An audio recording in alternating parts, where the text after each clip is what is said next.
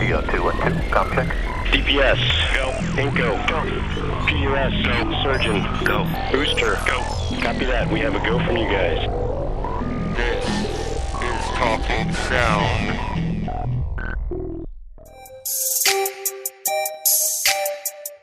Have you considered starting a podcast?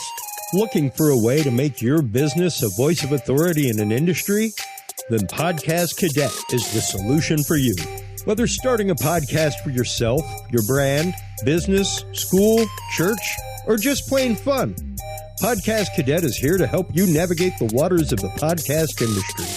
Specializing in one-on-one consultation and training with industry professionals in fields ranging from podcast technology and editing to distribution, monetization, and even social media strategies.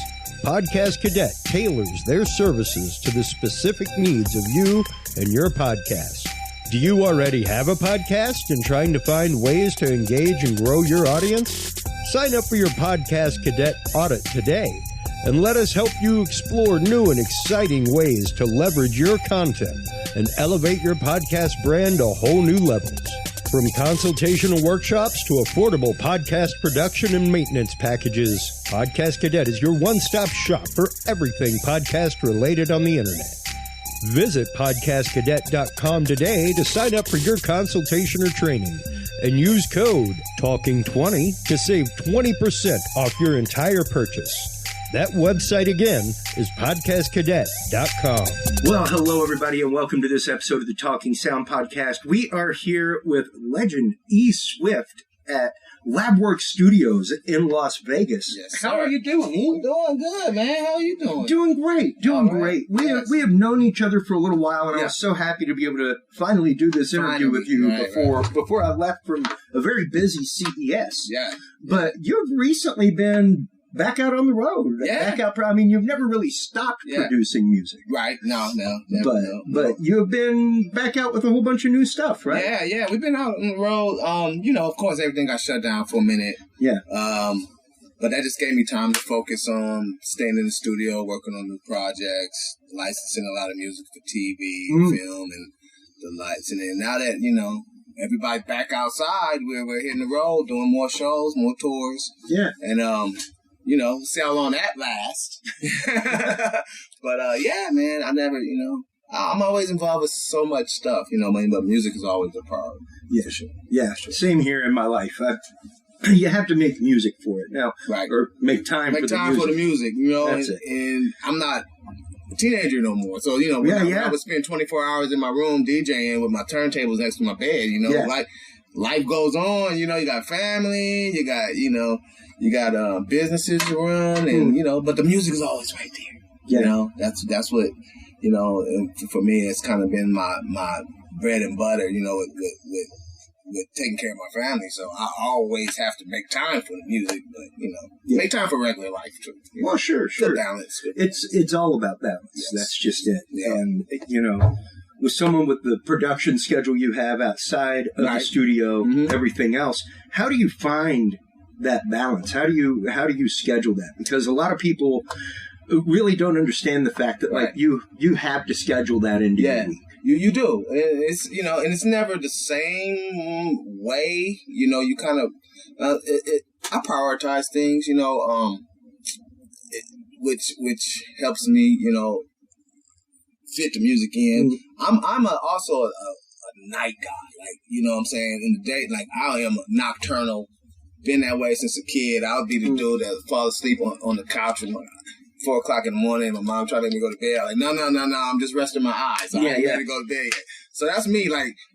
After a certain time when the sun goes down, that's when the creative part of my mind really kicks in. So and lucky enough to have a wife that understands that. I've been that way since the day we met. So I'll be able, once I'm done with the Eric Brooks house family stuff, E. Swift kicks in the overdrive, and I'm out doing my thing at my studio, or I have a studio at home as well. So if I don't feel like leaving the house and being right there, I just go in there. But that's kind of how my schedule works now. I schedule all this other stuff in the daytime.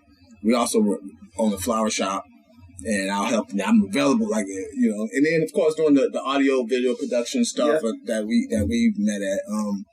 So I try to fit all that in the daytime, and then like after a certain time, sun goes down, I'm in the studio till like 4 or 5 in the morning. Wow. You know? So Wow. yeah. But yeah, that's how I do it. Now, you've got quite a bit of equipment in here, some in the box, some out of the box. What's your typical workflow whenever you're recording? Well, I use my primary DAW is Pro Tools, but then I also use Ableton, making beats. I'm an MPC guy, but then I have all the fun little plugins and all the whatnots. But my main thing is MPC and Ableton, using them together.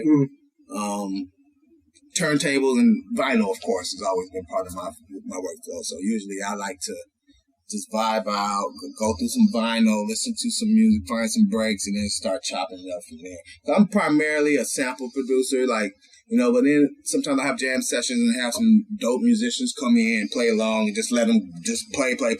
Yeah.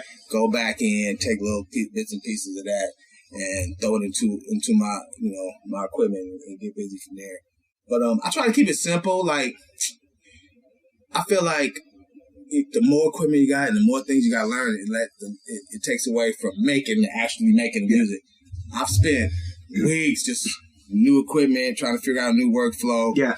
And making stuff, but not really for the sake of keeping it, just kind of going through the motions. And I find, like, once you find something that works for you, just stick with it. Like, yeah. You know, I'm a gearhead like anybody else. I love the technology, but when it comes to really being productive, like, learn something and master that and just stick with that. Yeah, just strip it down to the bare essentials as much as possible. Yeah, man. Like, you Absolutely. know, there's stuff that some of this software does. It's not for me. It's too much. I'll never go to that far into it, you know. I have A, B, C, D, E, F, G, and I just master those too. Yeah.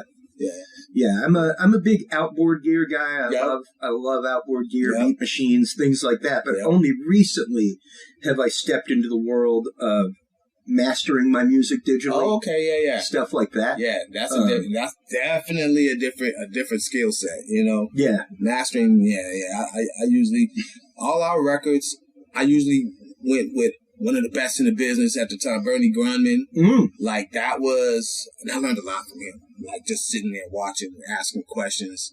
But there's nothing. Let me just make sure I say this: that nothing like outboard gear. Like, nothing like the warmth of some nice outboard gear. I'm a Neve guy, to be honest. I'm a warm Neve, hit the tape hard kind of guy. You know what I'm saying? And a lot of the newer cats or producers even, they don't even know that process of sitting in the studio session, watching them align the tape. Yeah. You know, having to show up to the session with your 2-inch tape under your arm. You know what I'm saying? And not only that, there was a time where just you had to go to the studio to make an album, you know, to make a record, and that wasn't cheap. You know what I'm saying? Yeah. So, I don't take that for granted either. Like, so when I'm in the studio, I try to be efficient with my time. You know what I'm saying? Like, but it's just a whole different era now. You know? Yes. With being creative and making music, but it's accessible to everybody. So that's why we have so much different stuff out there. Yeah, it's really interesting to see how the technology has made it to where folks like Billie Eilish and her brother can be recording a Grammy Award-winning album 2 feet from their bed. Yeah, easy. Like, you know, and if the technology existed at the time when we were coming up, we would have been just doing the same thing. Yeah. You know, I think the closest we had to it was like the 4-track cassette multi-recorders. Yep. Which were dope. Like, once I got my hands on one of those, it was a game changer. It was a game changer. I've still got my 424 at home, and it's about to be put inside of a glass case with a hammer. Just in case of emergency, break glass. And it will work. And oddly enough, I just posted an article to Talking Sound just the other day talking about TDK coming out with new tape. Nice. Coming out with new tape. And I'm sure it's going to be the best quality ever. Like, you use the new tape. Like, I want to do a full project just like that. I'll do a full album on a 4-track cassette recorder right now. You know what I'm saying? Just because. Just do something different. They were a great tool because you could really just hack around, you know, without starting templates, starting a new track, assigning it to an input. Without worrying about your computer crashing. And for instance, in my home studio, I actually used one of the new Tascam M12 series boards. Oh, nice. Okay, yeah. Really great, but I am a 4-track fiend. Yeah. That is my workflow. Yeah. That's where making music makes sense to me. Yeah, yeah. And now, instead of having to start up a full project in a DAW, all I have to do is turn that on, record just like a 4-track, and pull the card. I like that idea. Transfer it. I like that concept, man. So, like, that's where I'm from. I'm from that school. Yeah. You know, and like I try to narrow down my process as much as possible, so I can, you know, bang them out. You know, yeah. Well, that's just it. Being in the studio really is about efficiency, and whenever you have newer musicians coming into your studio here, how do you prepare them for that? Because it can be hard your first time in a studio. You come in, there's microphones and you know, screens and lights. You know, man, honestly, it's easy to get overwhelmed. There's so much raw talent that flows through me, and I've never been to a studio before, never you know, been in the recording, but they're talented. You know, there's raw talent, and I try to tell them don't get intimidated by all that. Yeah, just go in there, and I'm starting to really make it not so fish like. For instance, if there's a vocalist here writing, I won't have them go in the vocal booth. I'll bring the mic out to them. They can be while they're sitting here with their pad. Yeah. So they can try it out. It's going to be quality enough to where they do it, we can keep it. Yeah, yeah. Done. Come out. It'll come out just like that. So try not to make the process so formal, because that can be intimidating. It can be. You know, just naturally just do what you want, you know. Have the mic sitting here and a lot of people are like, man, why didn't we do that before? Like, going in there, everybody's looking at you through this glass. You're like a fucking fish in a fishbowl, and you know, everybody's tuned in. If you hit this perfect note, now go. You know what Don't mess it up. Don't mess it up. This is you know what I mean? Like, that's never works. Never works. So just sit back, relax, and get it off. Like when I'm writing or if I'm doing something, I'll sit here with the mic in front of me. I'll do little by little if I have to, you know, just so you don't lose the idea. Yeah. But there's no right or wrong way to do it. It's whatever's comfortable. What is your songwriting process? Is it something for you that, because of course you, like you said, you're much more of a beat master, things like that, sample artist, but you definitely write some lyrics, that kind of stuff. Yeah, I rap a little. I rap in here and there. Well, I mean, you know, you spend a little time with the Alkaholiks, stuff a little like that, bit, a little bit. But what's your process when it comes to writing music? I honestly, I'm more of a writer. Like, I'll do the music first, and then, you know, just depending on what it's giving me, if it's a dark, or if it's a dancey song, or if it's a chill song, then I'll just, you know, whatever comes to me. Like, I don't really have a certain process per se, but I will say this: like the first sentence, the first line is always the hardest to do for most artists. Usually, once you get the first line or two, everything kind of flows from there. But I like to do things quiet, like nobody around. Like, you know, I'm more of an introvert actually when it comes to music. Like, if it's a studio full of people, you know, that's not. I don't really feed off of that. I kind of lock into what I'm doing, by myself, and it kind of comes out like that. But I mean, there's really no certain process for every song I write. It's just whatever comes to be honest. Yeah. Okay. Yeah, because I mean, a lot of people are like, I can't write until I have a verse. Yeah. You know, can't write until once I have a chorus or a hook. Yeah. I'm good. A lot of times, too, when I'm sketching out ideas, I won't write it down. I'll just think of something in my head, and then I'll record, even if it's 2 bars, 3 bars. Yeah. Let it play. Oh, okay. I'm going to add on to that, record. And then once I have it all pieced together, I'll memorize it, and then I'll go in and perform it. Yeah. Once I know the whole thing and add my little flair to it. And it's crazy because who really brought that idea or that concept of recording to me was we did a song with Old Dirty Bastard from Wu-Tang, rest in peace. And we was in the studio doing that song. It was like, that's how we did it. He's like, he had an idea. He's like, turn it back on. Go in there, boom, boom, boom, boom, boom. He come up with some other crazy shit. All right, I'm ready. Boom, boom, boom, boom, boom, boom, boom. I was like, oh man, this is interesting. This is interesting, and it's more fun that way. It's not so robotic. And, reading off the paper. Yeah. Like, ugh. Yeah, trying to get the rhyme every third word. Yeah, things like that. Like, no, just go, just organic, man. Whatever comes to your mind, just lay it down. So, I'm just a fan of freedom, bro. Like, let's be free with it. You know, even with making beats, like, don't quantize, you know? Yeah, I'm free. I don't. It's interesting because I've never quantized my beats. Really? Ever. Oh, that's incredible because I've gotten to the I started off on the SP1200 and I was used to a certain swing of that machine. Sure. You know how every machine has its own thing. Yeah. And I moved to the ASR10 and that was the most incredible machine that I had encountered up to that point. You know, limited in certain things, but dope regardless. Had this own swing, you know, MPC, own swing. Yeah. But then I figured, you start turning the quantize off, all those machines are going to have your swing, your feel. They're all going to have that slight natural variation now. Right. So, and Jay Dilla was, you know, rest in peace, another guy that was excellent. And he was known for that, the offbeat snare, that, you know, but it all made sense when it all came together. Sure. You know, you might solo the drums and be like, damn, this drummer is way off. And you throw that. You throw it in the mix with everything else. It's perfect. Yeah. Humanize everything as much as possible. You know, humanize everything. That's what I try to tell people. It's interesting that you say that because, like I said, most people working in the realm of beats, things like that, it's all about the quantize. Yeah. It's all about quantize. Certain things, like if you're going to quantize something, just quantize one element.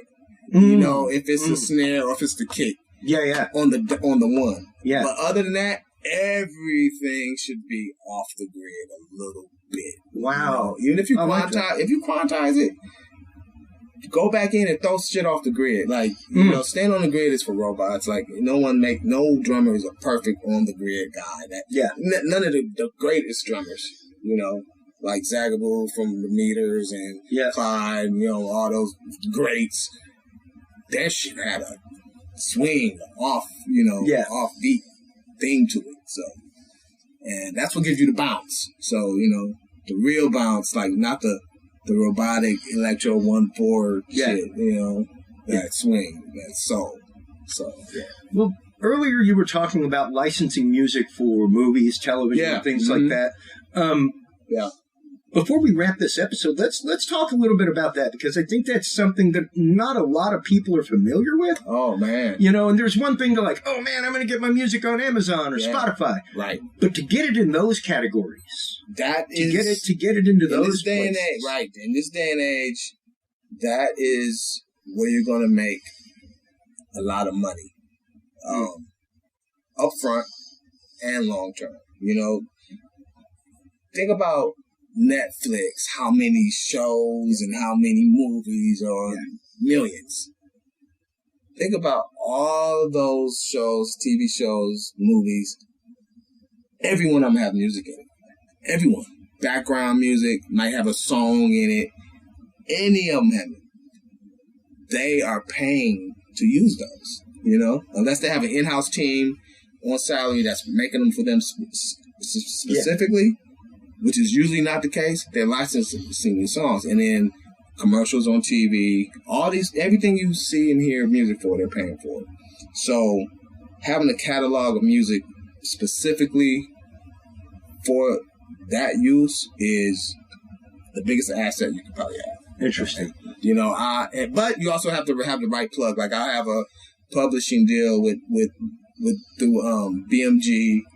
I'm in direct contact and direct line with music supervisors, managers, so forth. So when there's a film or a TV show being made, I get the heads up. Hey, we need music for this. This is what we're doing. This is what we're looking for. Interesting. I can reach into my catalog and, you know, as long as it's now these songs that I do specifically for licensing have no samples, so I don't have to go through other people, you know, it's direct A to B, boom, boom. So yeah, I mean, their budgets are ridiculous. You know, just imagine if you get music in the background for a Nike commercial. Yeah. You might make a couple $100,000 overnight. You know, so it's always, and it's about speed, having it ready because they need it immediately. So yeah, building a catalog, having the catalog, background. So you can be like, okay, I got some of this, I got some of this, I got some of this, I got some happy, sad, dark, whatever. So that's where, you know, if you're sitting at home and you're just making music, don't think just because it's not on Amazon or Spotify or whatever, playing and streaming, that it's not valuable, because you get it in the right hands, it might fit the perfect scene of the biggest movie that's coming out of the year. It don't have to be a hit song on the radio. They don't care. Yeah. They don't care about that, because those songs are going to be too expensive. I was going to say they almost don't want to. That's why when you hear a song that sounds like, say, 50 Cent in the club, in the film, like, it might just be the beat, but it's not exactly that.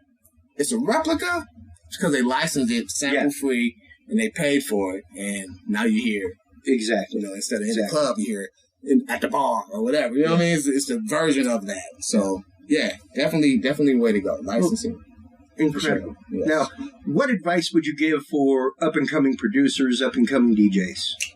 Definitely producer. I would say develop your own sound to where people, because, or have a certain element in there that people can recognize as being yours. Because when we were growing up buying records and albums and stuff, we were able to pick up the vinyl, turn it over, read the credits. Like, oh, so-and-so played on this. So-and-so played on this. Oh, what's the name produced this? Oh. Now, we don't have that luxury as much, you know? Yeah. We would sometimes read the credits before we even heard the record. Now it's like you're hearing the song and you're like, I like the song, like, but who produced it? Who wrote it? Yeah. Now you got to go dig up and find the credits when it was right there. But as opposed to where if you hear a Timbaland track, you know his signature sound. You'd be like, Timbaland did that.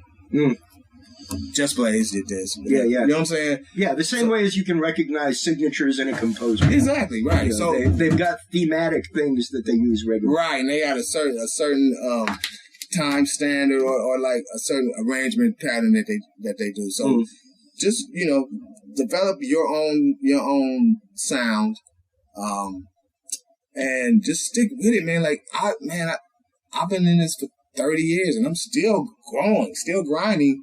And I'm still also making money and royalties off of the records I did over 20 years ago. Sure. So it's, you know, if you're going to be in it for real, you be in it for the long term, man. That's it. Like no overnight success. Like just let it organically grow. Don't go for the success and the familiarity or whatever, and the fame overnight. It's not.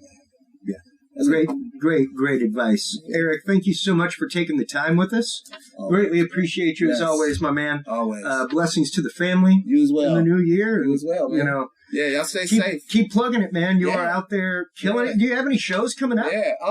As of right now, not at the. Well, we're working on a tour for the summertime with my man Diamond D from the East Coast. So we're working on a tour right now, but as soon as I get dates and everything gets locked in, awesome. I'll be letting you know. Most definitely, man. Sure. Well, thank you so much once again for your time today. Yes. While you're online checking out, give them where you can go and find everything. Come on my Instagram. Go to Swiftzilla, Zilla, on Instagram, and hit me. I'm an open book, man. Yeah. Send me a message. You got any questions? I answer. I don't have nobody running my page. It's me. It's me. Yeah. Real talk. Well, while you're out there checking that out, make sure to stop on by the Talking Sound Podcast, TalkingSoundShow.com, TalkingSoundPodcast.com, as well as our parent network, HC Universal, where you can find great episodes and great content. Till next time, everybody, take care of yourselves, take care of your hearing, keep reaching for 11. We'll talk to you soon. Bye-bye. Thank you for tuning in to this episode of the Talking Sound Podcast. For more episodes, industry news, and information, visit us online at TalkingSoundPodcast.com. Subscribe to the Talking Sound Podcast on Amazon Audible, Spotify, Spreaker, SoundCloud, iTunes, or your favorite podcast service. Get the latest Talking Sound videos on Facebook, YouTube, Twitch, Reach TV, or your Roku or Amazon Fire device with the APR TV app. Talking Sound is a proud member of the HC Universal Network family of podcasts. For more great shows and content, subscribe to hcuniversalnetwork.com today. Until next time, watch those meters, gig safely, and keep reaching for 11. This is Talking Sound.